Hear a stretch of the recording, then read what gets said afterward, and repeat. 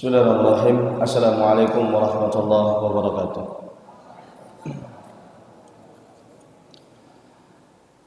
Innal hamdalillah nahmaduhu wa nasta'inuhu wa nastaghfiruh wa na'udzu billahi ta'ala min shururi anfusina wa sayyiati a'malina.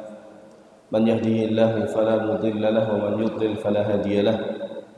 Wa asyhadu an la ilaha illallah wahdahu la syarika lah wa asyhadu anna Muhammadan 'abduhu wa rasuluhu alladzi la nabiyya ba'dahu. Ya ayyuhalladzina amanu taqullaha haqqa tuqatih wa la tamutunna illa wa antum muslimun. Wa ya ayyuhan nasu taqu rabbakum alladzi khalaqakum min nafsin wahidah wa khalaqa minha zawjaha wa bassa minhuma rijalan katsiran wa nisaa'a wa taqullaha alladzi tasaaluna bihi wal arham innallaha kana 'alaykum raqiba.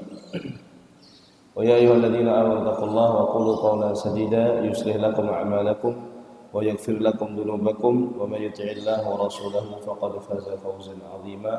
Amma ba'd. Fa inna khairal kalam kalamullah wa khairal hadi hadi Muhammadin sallallahu alaihi wasallam wa syarrul umuri muhdatsatuha fa inna kulla muhdatsatin bid'ah wa kulla bid'atin dhalalah wa kulla dhalalatin finnar.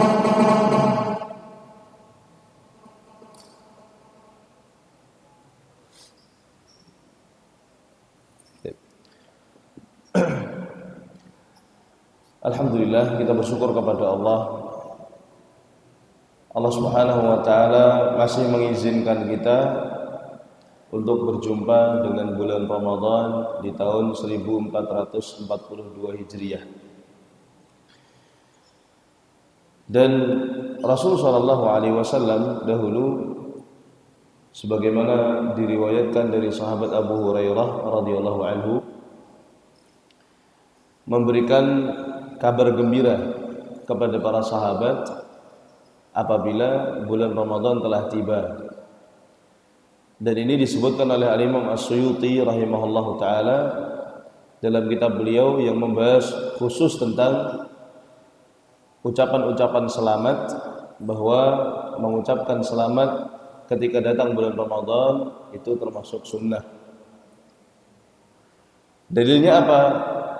Rasul sallallahu alaihi wasallam ketika masuk bulan Ramadan, beliau mengucapkan kepada para sahabat, "Atakum Ramadan, syahrun mubarak, faradallahu alaikum fihi siyamahu, fihi lailatun hiya khairun min alfi syahrin, man hurima khairaha faqad hurim."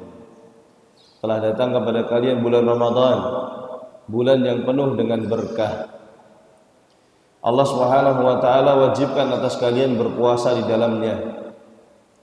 Di dalam bulan tersebut ada sebuah malam yang dia lebih baik daripada 1000 bulan. Man hurima khairaha, barang siapa yang terhalang untuk mendapatkan kebaikan malam tersebut, faqad hurim, maka sungguh dia telah terhalang, benar-benar rugi. Hadis ini dijadikan oleh Imam As-Suyuti rahimahullah di dalam kitab beliau Ushul Tahani dalil bahwa mengucapkan selamat ketika datang bulan Ramadan hukumnya adalah sunnah, karena Rasulullah SAW menyampaikan selamat juga kepada para sahabat beserta memberitahukan dan mengingatkan mereka bahwa puasa Ramadan hukumnya adalah wajib dan bulan Ramadan adalah bulan yang penuh dengan berkah. Apa makna berkah? Al-barakah secara bahasa menunjukkan dua makna, yaitu al-khairul katsir, al-khairu al-katsir, kebaikan yang sangat banyak, wal khairud daim, dan kebaikan yang menetap, ya, banyak dan menetap. Nah, itu arti daripada barakah. Jadi bulan Ramadan ini isinya banyak sekali kebaikan-kebaikan. Di dalam bulan ini pula futihat abwabul jannah, dibuka pintu-pintu surga. Wa ghulliqat abwabun nar wa sufidatis syayatin. Allah Subhanahu wa taala buka pintu surga, menutup pintu neraka, dan setan-setan dibelenggu oleh Allah Subhanahu wa taala. Di dalam lafaz yang lain wa maradatul jin, ya pentolan-pentolan jin, pentolan-pentolan syaitan dibelenggu oleh Allah Subhanahu wa taala. Oleh karenanya beribadah di bulan Ramadan ini terasa sangat nikmat. Kita bisa melaksanakan salat, itu nikmat sekali rasanya di bulan Ramadan. Tilawah Al-Qur'an, membaca tafsir, ya. Banyak orang-orang berlomba-lomba untuk bersedekah. Dan kalau bisa kita mengambil bagian di situ. Jangan sampai bulan Ramadan ini kita hanya menjadi seorang yang beribadah secara pasif. Tidak ada manfaatnya kepada orang lain sama sekali. Entah itu manfaat berupa ilmu, kita mengajar, atau manfaat berupa harta, kita sedekah. Karena Rasulullah SAW juga mengatakan man fattara sha'iman kana lahu mithlu ajri sha'im. Orang yang memberi buka puasa untuk orang yang sedang puasa, maka dia mendapatkan pahala seperti pahala puasa juga. Jadi kita harus berlomba-lomba di sini untuk mengambil pahala-pahala tersebut. Karena waktunya terbatas. Hanya 29 atau 30 hari. Maka manfaatkan waktu-waktu yang sedikit di bulan Ramadan ini untuk meraih kebaikan sebanyak-banyaknya. Mulai dari tilawah Al-Qur'an. Siapa yang hari ini sudah 5 juz? 5 juz, angkat tangan. Muhana, sudah? Masya Allah. Siapa lagi? Bintang, sudah? Belum? Sudah Yusuf? Masya Allah. Yusuf yang ini, bukan yang itu. Baik, ya. Antum sekali duduk 1 juz itu ya ikhwan, cuma menyita waktu antum setengah jam saja 1 juz itu. Ya, antum bacanya jangan baca yang dengan tajwid yang panjang-panjang. Antum bisa baca dengan bacaan yang hadir, kayak Syekh Syuraim, Syekh Sudais. Baca Alhamdulillahi Rabbil Alamin Ar-Rahmanir Rahim Maliki Yawmiddin Iyyaka na'budu wa iyyaka nasta'in. Cepat begitu enggak masalah. Ya. Khatamkan Al-Quran sebanyak-banyaknya di bulan Ramadan. Nah, kalau antum sudah khatam, di level berikutnya mungkin tahun depan atau sudah khatam sekali sekarang, antum coba baca tafsirnya. Tafsir apa? Kalau antum di sini MSU sudah belajar tafsir apa? Mukhtasar fit tafsir. Itu sudah paling enak itu kitab itu. Ringkas, ya, to the point, dan langsung kita pengen tahu artinya apa, di sebelahnya sudah ada. Atau tafsir Jalalain. Tafsir Jalalain itu tafsir yang ditulis oleh Al-Imam Jalaluddin Al-Mahalli dan muridnya Jalaluddin As-Suyuti rahimahumullah. Atau tafsir yang ditulis oleh Syekh Abdurrahman bin Nasir As-Sa'di rahimahullah, Taisirul Kalamil Mannan fi Tafsir Kalamir Rahman. Ini satu jilid ya. Bisa antum habiskan ya 1 bulan insyaallah selesai kalau antum serius. Ya. Nah, ana sekarang baca ini. Di situ ada kitab-kitab tafsir. Enggak tahu siapa yang pindahkan. Ya, itu 4 jilid ya. Taisir Ali Al-Qadir fi Ikhtisar Tafsir Ibni Katsir. Ya, ringkasan tafsir Ibnu Katsir. Dan itu agenda tahunan ya. Setahun sekali khatamkan kitab tafsir 1 kali. Ya, ganti-ganti. Dengan begitu antum benar-benar paham pesan-pesan Allah Subhanahu wa taala di dalam Al-Qur'an. Ya. Daurah-daurah kalau antum pergi ke Masjid Nabawi, Masjidil Haram di bulan Ramadan itu Masya Allah banyak. Mereka menghatamkan Bulughul Maram 1 pekan selesai. Ya, tafsir ada yang 2 pekan, ada yang 1 bulan selesai. Dibaca, baca bareng-bareng sambil menyimak ya. Dan itu luar biasa kita bisa menghatamkan satu kitab, ya, dan kita jadikan agenda rutin kita, entah tahunan, entah bulanan. Dengan demikian ilmu kita nambahnya cepat. Ya, itu kita jadikan agenda di luar kegiatan belajar mengajar yang setiap hari kita lakukan. Momen-momen liburan, momen-momen Ramadan, ya, ambil waktu untuk khatamkan kitab. Kemudian ya ikhwah, di antara hal-hal yang bisa kita lakukan juga di bulan Ramadan selain tadi tilawah dan tafsir, qiyamul lail.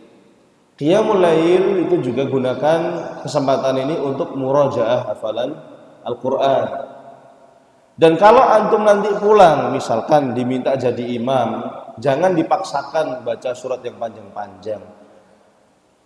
Baca surat yang antum kuasai. Ya, jangan sampai antum menghilangkan kekhusyuan jamaah gara-gara salah-salah baca, lupa. Ya. Ini malah madarat, karena orang-orang nggak khusyuk gara-gara ikut mikir kan orang-orang. Aduh, lupa nih imamnya, saya juga nggak hafal, ya, akhirnya diem-dieman, yang paling lama diemnya pulang duluan. Kan nggak enak. Jadi antum kalau mau ditunjuk jadi imam, persiapkan baik-baik, yang paling antum kuasai itu baca. Nggak usah dengerin kata-kata orang-orang, lu santri kok nggak urut 30 juz bacaannya, ya nggak masalah, ya, kenapa harus 30 juz? Yang saya hafal ini saya baca ini. Ya, tidak perlu gengsi. Ya, tidak perlu gengsi. Kemudian, ya ikhwah, di antara amalan yang bisa kita lakukan juga di bulan Ramadan yang mulia ini adalah sedekah sebanyak-banyaknya. Rasulullah sallallahu alaihi wasallam, beliau dikatakan oleh Abdullah bin Abbas, kana Rasul sallallahu alaihi wasallam, atau Anas bin Malik, ya, idza dakhala fil ashril awakhir, apabila beliau masuk di 10 hari terakhir bulan Ramadan, ajwada minar rihil mursalah, beliau itu lebih dermawan dibandingkan angin yang berhembus. Artinya apa? Sedekahnya banyak beliau. Dan ini perlu dilatih sedekah. Kalau antum tidak latih diri antum bersedekah, akan sulit untuk sedekah. Duit yang kita punya, entah itu 5.000, 10.000, sisihkan. Tabung untuk akhirat, jangan hanya nabung untuk dunia. Ya, tabung untuk apa? Akhirat. Rasulullah SAW pernah bertanya kepada para sahabat, siapa di antara kalian yang hartanya orang lain lebih dia cintai daripada hartanya sendiri? Para sahabat mengatakan, mana ada orang yang lebih cinta hartanya orang lain daripada hartanya sendiri. Maka Rasulullah SAW mengatakan, harta yang kalian sedekahkan itu harta kalian. Tapi yang kalian tumpuk-tumpuk sampai kalian mati itu adalah hartanya orang lain.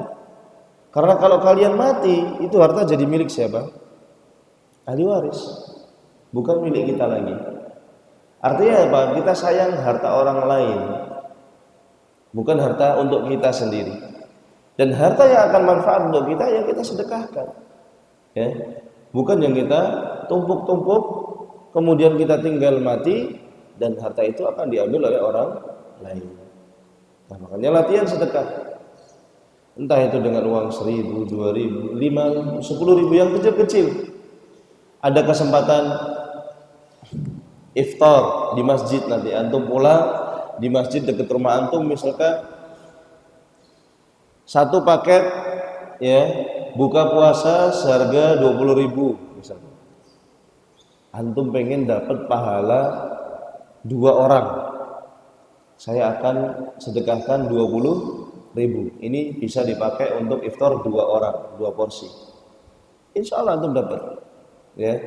Dan jadikan diri antum orang yang mentalnya mental memberi, bukan mental meminta. Ada seorang ulama sufi yang dia lurus akidahnya, namanya Ibrahim bin Adham. Dia kehilangan temannya, sudah lama tidak dia lihat.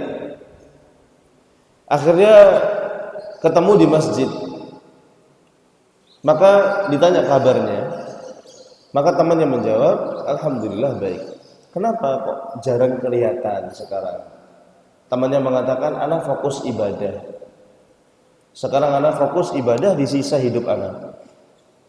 Kok bisa berubah seperti itu? Apa yang membuat kamu berubah? Kata temannya apa? Suatu hari saya pernah melihat seekor elang yang sayapnya patah. Kemudian saya perhatikan, ternyata ada elang lain datang membawakan makanan, ya, diberikan kepada elang yang sayapnya patah itu. Maka saya mengambil kesimpulan bahwa dimanapun tempat kita, maka rezeki akan datang kepada kita. Entah itu melalui kita sendiri yang cari atau orang lain yang bawakan. Kata Ibrahim bin Adham, kamu salah. Seharusnya kamu mengambil faidah tangan di atas lebih baik daripada tangan di bawah. Kenapa kamu memilih menjadi elang yang patah sayapnya? Kenapa kamu tidak memilih jadi elang yang memberi makan? Mana yang lebih baik coba? Jelas yang memberi. Kenapa kita memilih untuk menggantungkan hidup kita kepada orang lain dengan alasan saya mau fokus ibadah? Padahal kita menjadi beban orang lain. Ya, ini hina. Antum ibadah tapi hina. Kenapa hina? Karena hati antum tidak murni bergantung kepada Allah Subhanahu wa taala, akan tetapi masih mengharapkan apa? Bantuan dari manusia. Ini hina. Baik. Terkait tentang puasa ya ikhwan. Ibadah yang paling besar di bulan Ramadan selain tadi tilawah Al-Qur'an, membaca tafsir, salat, sedekah, puasa. Yang paling inti di bulan Ramadan ini pahalanya tidak ada yang tahu berapa jumlahnya. Dan ini adalah keistimewaan ibadah puasa di bulan Ramadan. Sebagaimana dikatakan oleh Imam Ibnu Qudamah di sini di dalam kitab beliau Mukhtasar Minhajul Qasidin, i'lam, kata beliau, ketahuilah anna fis shaumi khasisatun laysat fi ghairih. Ketahuilah bahwasanya puasa itu punya kekhususan yang tidak ada di dalam ibadah yang lain. Apa itu? Wa hiya idhafatuhu ila Allah azza wa jalla, yaitu Allah Subhanahu wa taala menyandarkan ibadah ini kepada dirinya. Sebagaimana dalam hadis, ya, Allah Subhanahu wa taala mengatakan kullu amali ibni adam lahu illa siyam fa innahu li wa ana ajzi bihi. Semua amalan anak Adam adalah miliknya kecuali puasa. Puasa itu adalah milikku dan aku yang akan membalas langsung, kata Allah Subhanahu wa taala. Wa kafa bihadhihi al-idhafah syarafan, dan cukuplah sebuah kemuliaan ketika puasa disandarkan kepada Allah Subhanahu wa taala. Sebagaimana Ka'bah disandarkan pula kepada Allah, Baitullah. Dan Allah SWT mengatakan wa tahhir baiti, dan sucikanlah rumahku. Masjid ini adalah tempat yang mulia. Kenapa? Karena disandarkan kepada Allah. Terutama Masjid Al-Haram, yang mana salat di dalam Masjidil Haram itu seperti 100.000 salat di masjid yang lain. Itu pahalanya. Makanya boleh kita safar untuk tujuan salat di Masjidil Haram, ya. Mudah-mudahan semua yang hadir di sini Allah SWT mudahkan untuk bisa safar mengunjungi Masjidil Haram. Amin. Nah, puasa juga disandarkan kepada Allah. Kalau Masjidil Haram, ya, Baitullah yang paling diistimewakan, itu pahalanya bisa dilipat gandakan seperti itu, maka puasa juga ya ikhwah. Puasa juga sama. Pahalanya dilipat gandakan oleh Allah SWT dan tidak dikabarkan berapa. Rahasianya apa? ada dua kata Ibnu Qudamah Al-Maqdisi rahimahullah. Ahaduhuma annahu sirrun wa amalun batin. Karena puasa ini rahasia. Puasa ini amal yang tersembunyi.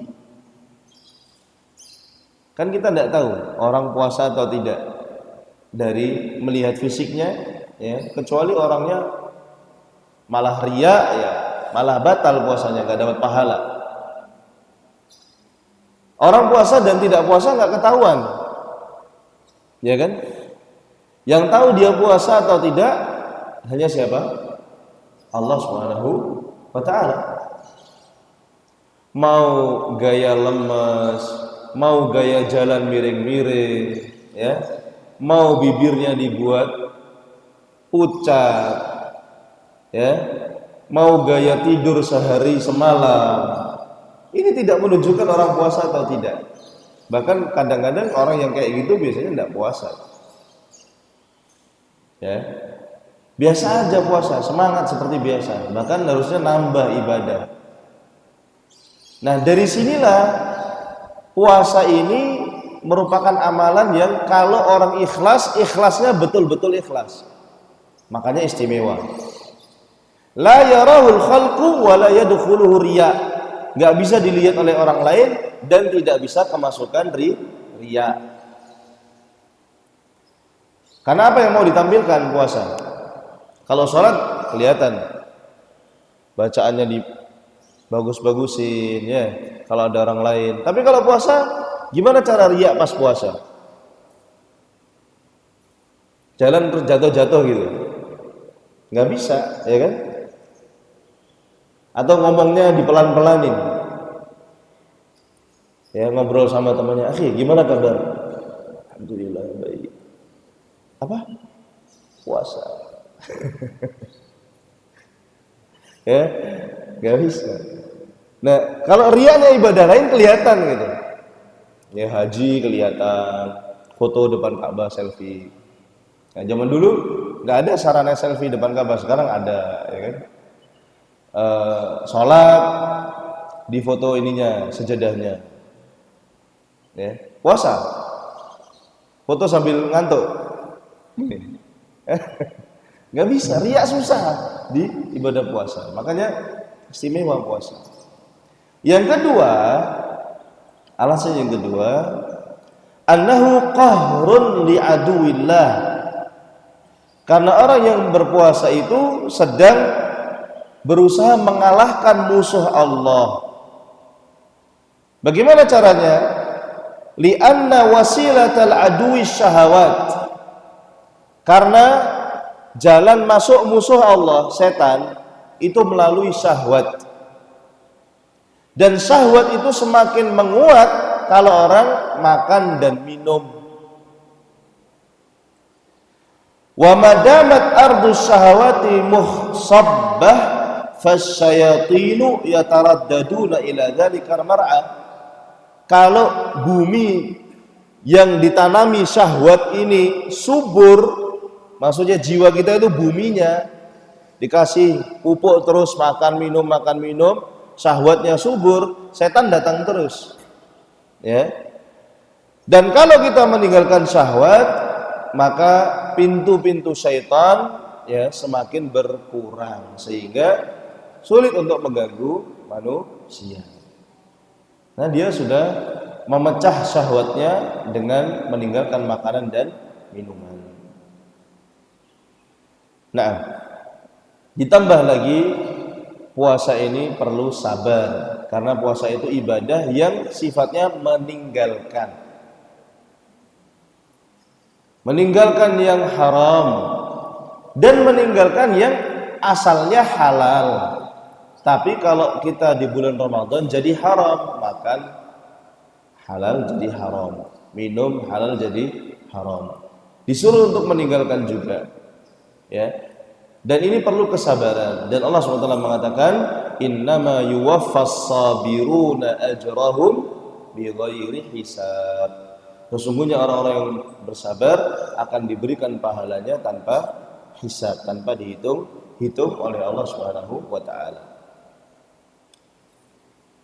Baik. Di sorga ya ikhwah ada pintu namanya pintu Rayyan. Apa artinya Rayyan?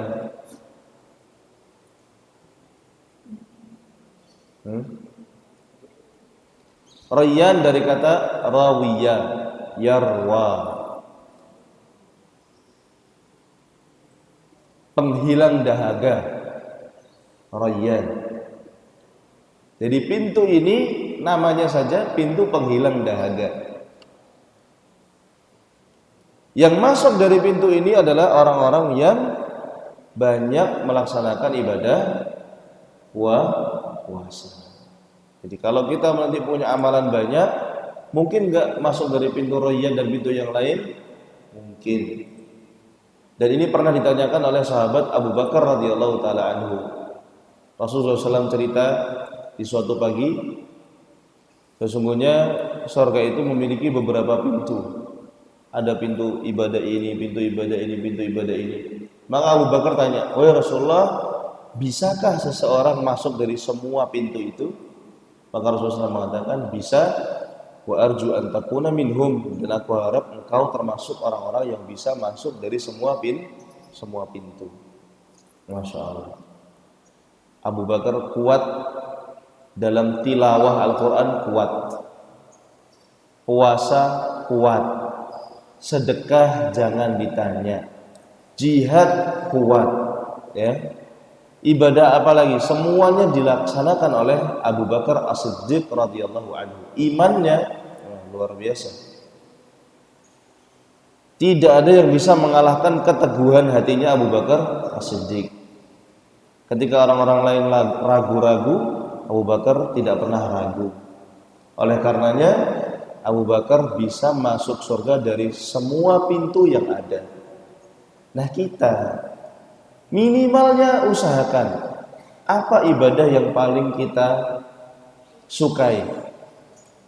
Kalau antum gemar membaca Al-Quran, jadikan itu pintu antum masuk surga. Kalau antum kuat untuk berpuasa, jadikan puasa pintu antum masuk surga. Kalau antum kuat salat, jadikan salat pintu antum masuk surga. Kalau antum punya uang, suka sedekah, ya, jadikan itu pintu antum untuk masuk surga. Kalau semuanya bisa antum lakukan, maka insya Allah antum juga termasuk orang-orang yang bisa masuk surga dari banyak pintu.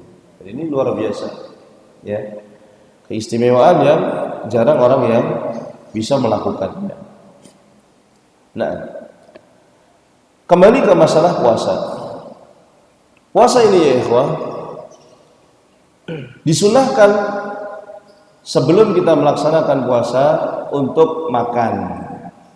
Dan ini merupakan kasih sayang dari Allah Subhanahu wa taala yang tahu bahwa kalau orang mau puasa harus ada persiapannya, makan dulu. Ya. Kemudian ketika waktunya sudah selesai, matahari terbenam, makan lagi. Makan yang sebelum puasa namanya apa? Sahur. Di waktu sahar. Waktunya namanya waktu sahar. Ya. Setelah selesai puasa, matahari terbenam, makan apa namanya kita? Iftar. Nah, ini zaman dulu waktu pertama kali diwajibkan puasa ya ikhwah. Orang boleh iftar itu kalau dia belum tidur. Kalau sudah ketiduran nggak boleh lagi makan. Ya. Di surah Al-Baqarah Allah SWT sebutkan uhilla lakum lailatas siyami rafathu ila nisaikum dan seterusnya. Sebab turunnya ayat ini adalah ada seorang sahabat yang dia kerja di sawah, nyangkul seharian. Dan ketika itu dia sedang puasa Ramadan. Pulang capek. Pas berbuka nanya sama istrinya, ada makanan enggak? Kata istrinya enggak ada. Ya, enggak ada makanan. Tunggu sebentar, saya akan keluar beli cari makanan. Pas istrinya sudah pulang, suaminya ketiduran. Maka istrinya mengatakan, wah celaka, nggak boleh makan lagi. Padahal dia kerjanya di sawah ya. Besok harus kerja di sawah lagi. Besok kerja lagi ya. Nggak boleh makan sama sekali. Pingsan. Ya. Dan ini dialami oleh banyak sahabat, termasuk Umar bin Khattab radhiyallahu anhu. Maka dia bertanya kepada Rasul sallallahu alaihi wasallam, ya, sopan nanyanya, gimana ini? Kondisi kita begini ya Rasulullah, enggak kuat. Maka turunlah ayat, "Uhilla lakum lailatas siyami rafathu ila nisaikum hunna libasul lakum wa antum libasul lahun. Alimallahu annakum kuntum takhtanuna anfusakum fataba 'alaikum. Al-ana bashiruhunna wabtaghu ma kataballahu lakum." Boleh menggauli istri di malam hari bulan Ramadan. Makan minum juga boleh. Wa kulu washrabu hatta yatabayyana lakumul khaytul abyadu minal khaytil aswadi minal fajr. Makan minumlah sampai jelas antara benang putih dan benang hitam di waktu fajar. Maksudnya sampai terbit fajar apa? Shadiq. Boleh makan. Nah, itu awal-awalnya begitu. Nah, sekarang kita alhamdulillah sudah sempurna syariatnya makan sahur.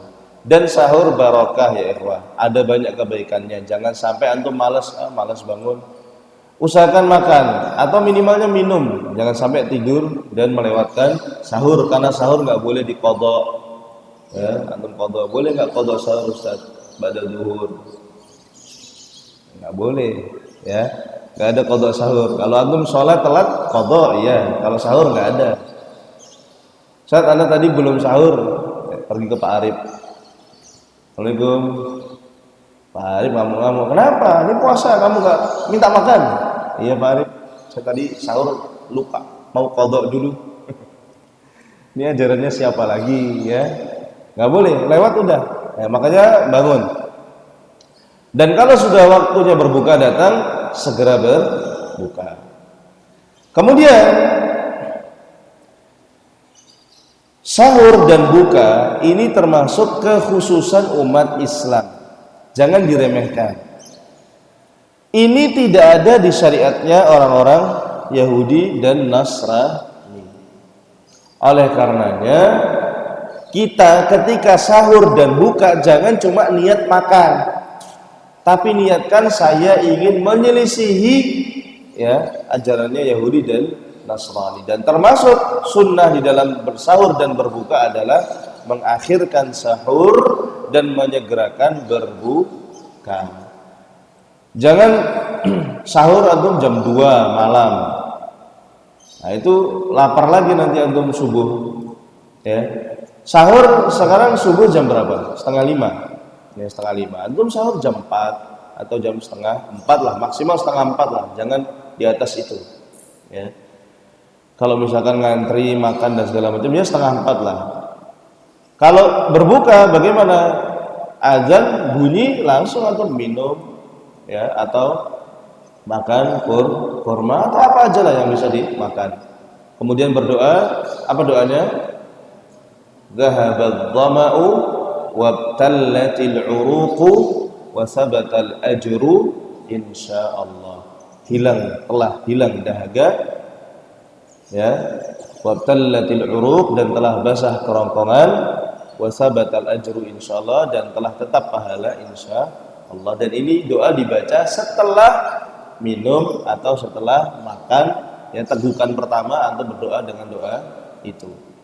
Adapun doa yang satunya, Allahumma laka sumtu wa bika aftartu ya, wa bika amantu wa ala rizqika aftartu birahmatika ya arhamar rahimin. Ini hadisnya hadis yang mursal, yang dhaif, lemah. Oleh karenanya kalau antum mau milih doa yang tepat adalah doa yang tadi, yang pertama dhahabadh dhama'u wabtallatil 'uruqu wa sabatal ajru insyaallah. Dan itu saja untuk hari pertama ini. Insyaallah nanti masih akan ada kajian-kajian yang lain. Dan sebelum kita tutup ya, Anda sampaikan bahwa waktu sebelum berbuka ini termasuk waktu yang mustajab. Jadi manfaatkan untuk berdoa, minta kepada Allah Subhanahu wa taala apa yang antum inginkan, hajat-hajat, cita-cita yang belum tercapai, minta kepada Allah. Apalagi antum puasa, ini insyaallah doanya mustajab. Wallahu taala alam. Wa sallallahu wasallam ala nabiyyina Muhammad. Subhanakallahumma bihamdik asyhadu an la ilaha illa anta astaghfiruka wa atubu ilaik. Wassalamualaikum warahmatullahi wabarakatuh.